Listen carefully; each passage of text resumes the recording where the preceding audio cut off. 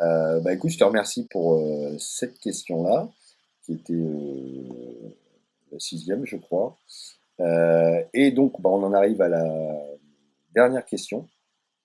On en a parlé un petit peu tout à l'heure, mais on va développer un peu le sujet. Qu'est-ce que tu penses du tireur local versus le labo en ligne? Tu en penses quoi? Alors, le tireur local, ça peut être une seule personne, comme ça peut être un petit labo, hein, enfin un labo physiquement, c'est un magasin, versus l'offre en ligne, qui est pléthorique, hein, l'offre en ligne, il y en a partout, hein. Il suffit de taper tirage photographique et là, on a tout ce Ah, qu'on veut, quoi. Alors après, ouais, c'est assez difficile comme question parce que l'offre en ligne, je pense qu'il y a des choses qui tiennent la route et puis je pense qu'il y a des choses qui tiennent pas forcément la route. Euh, donc le problème de l'offre en ligne, c'est ce qu'on dit tout à l'heure, on n'a pas d'interlocuteur derrière, c'est-à-dire que voilà. On crée son panier, on dit voilà je veux tel truc, et puis gling, on paye et on attend que ça arrive dans la boîte aux lettres. Et bien ou pas bien, de toute façon, le truc, on l'aura, quoi. Ça, c'est clair.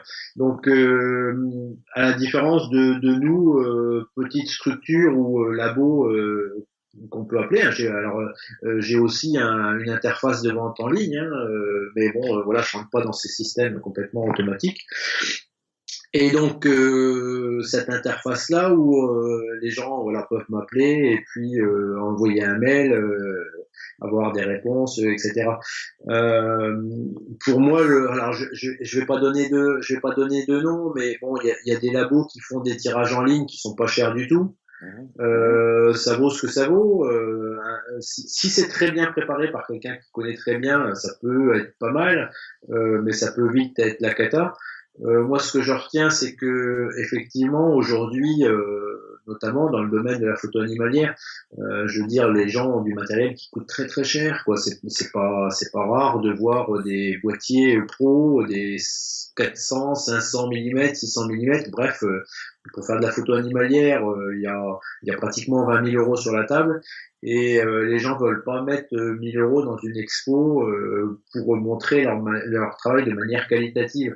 Alors ça me choque un petit peu parce que bah, ça sert à quoi d'avoir un boîtier qui fait des photos, des images extraordinaires si elles sont massacrées par un tirage qui est pas de qualité quoi. Donc Ouais, ça c'est aussi une incompréhension de ma part. Ça, à la limite aussi, il y a des gens, des internautes qui effectivement ont un sac photo pléthorique en termes d'objectifs, etc. J'aimerais bien qu'on m'explique effectivement au moment où ils passent de la version photo sur leur écran à photo imprimée sur du papier, pourquoi ils sacrifient autant la qualité de leurs images alors que à l'entrée au point d'entrée, hein, ils ont mis, et je parle que de la partie matérielle, hein, ça peut aussi, on peut aussi ajouter dessus l'achat des logiciels, certaines oui, je sais. formations sur Lightroom, Photoshop, etc., que des photographes vont suivre, mais sans aucun souci de mettre l'argent sur la table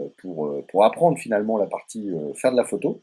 Par contre, ils sacrifient mais 95% de la qualité de leur travail à la sortie quand ils veulent montrer leurs images. Enfin, Ouais. c'est un peu comme la notion du JPEG, sauf qu'ils ont inversé le truc. Il reste pas 80% de la qualité, il reste 20% de la qualité. Et ça, effectivement, je la comprends pas non plus.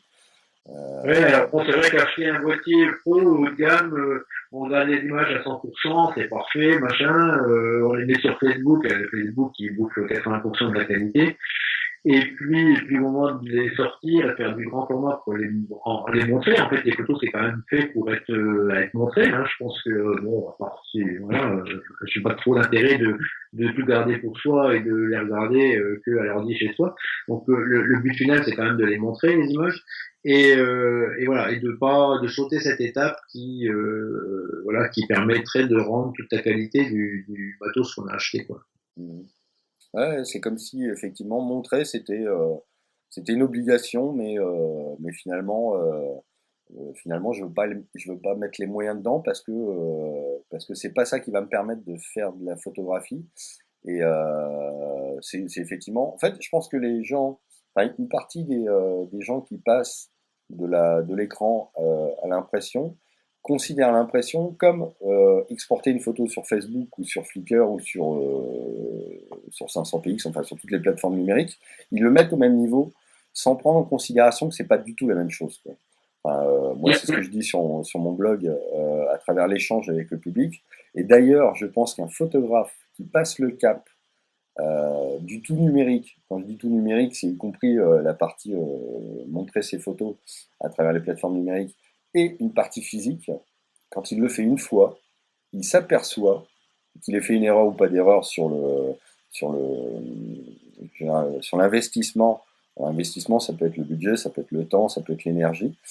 Même s'il fait une erreur, il s'aperçoit lorsqu'il fait la première exposition que c'est pas du tout la même chose, quoi, que de mettre ses photos sur Facebook ou sur une plateforme numérique. Ça n'a rien à voir, quoi. Rencontrer quelqu'un, même sans y être prêt, hein, j'en parle sur mon blog sur les erreurs qu'on commet les premières fois. Il n'empêche que quand on se retrouve face au public et qu'on discute avec les gens, la valeur que ça a par rapport à son travail, c'est incroyable. Juste énorme. C'est juste énorme. Sauf que effectivement, on a tendance à sacrifier sur la qualité du rendu, alors qu'en fait, ça n'a rien à voir avec un Facebook. Mais donc, je pense que c'est aussi une méconnaissance parce que effectivement, quand les gens ils disent, on leur dit, faut aller voir un labo pro. Pour eux, un labo pro, c'est excessivement cher, c'est hors budget, etc. Donc souvent, moi, les gens viennent et disent ouais, je vais acheter une imprimante à 3 et puis je vais faire mes tirages. Et puis, le gars, il va s'en servir 3 fois dans l'année, il va faire du 30-40, les bus vont être bouchés, machin. Et au bout du compte, ils s'aperçoivent aussi que en faisant faire leur tirage, ça leur coûte pas plus cher, voire moins cher qu'en les faisant eux-mêmes, en ayant acheté l'imprimante, les bus, avoir passé un temps de fou, avoir refait des tirages parce qu'ils étaient pas bien, etc. Et que finalement, des tirages, on n'en fait pas non plus 350 à l'année, quoi. Non, Et, à part quelqu'un qui et donc, fait que ça. souvent, les gens viennent me voir pour la première fois, osent pas franchir le pas, et ceux qui le font disent ah bah ouais, c'est vrai, c'est pas si cher que ça. Et puis, bah on est super content parce qu'effectivement, exposer devant des gens, être en contact avec le public, avoir des retours, des échanges incroyables, ça a pas de prix, quoi, ça a pas de prix. Et souvent, les gens reviennent et me remercient parce qu'ils disent ouais.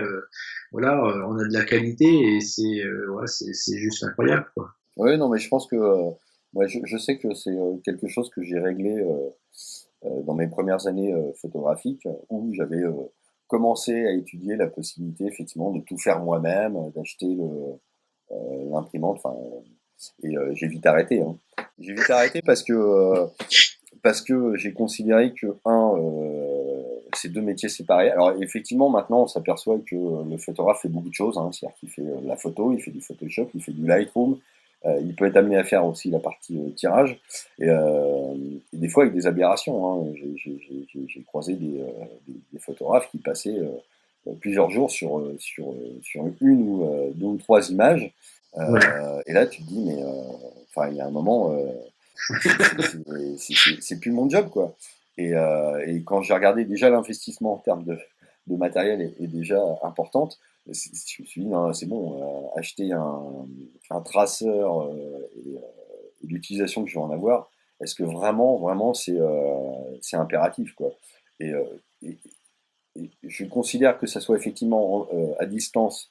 Quand je dis à distance, c'est par téléphone ou par mail. Enfin, moi, la meilleure expérience que j'avais, c'est avec quelqu'un qui s'appelle Yvon Oise, qui à l'époque était chez Darkroom. Et c'est lui qui m'avait fait les diasèques. Et tout s'est passé par téléphone, par mail. Il m'envoyait des photos de son écran pour me dire voilà, là je retrouve pas le truc, etc. Et il s'instaure une forme de dialogue entre le photographe et le tireur. Et c'est ça qui est important en fait.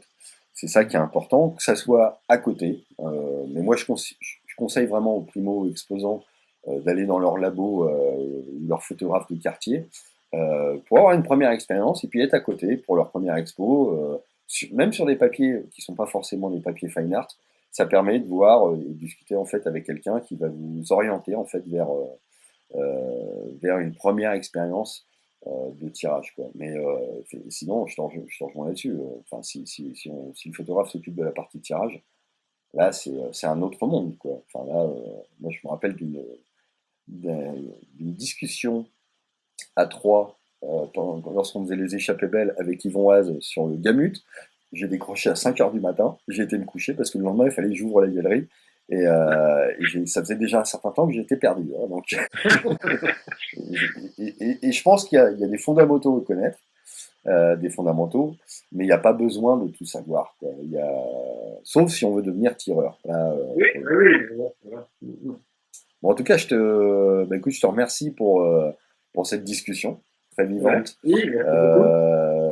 Alors, je te remercie d'autant plus que les conditions étaient un peu compliquées de mon côté, de ton côté. Donc, je pense que je mettrai un petit mot sur Internet en remerciant tout le monde d'avance parce que je pense qu'en termes de son et vidéo, ça sera peut-être pas au top. Mais en tout cas, le contenu en lui-même était vraiment top. Donc, je te remercie, Pascal, pour, euh, pour cet échange, pour cette discussion. Et je te souhaite de profiter bientôt de tes vacances.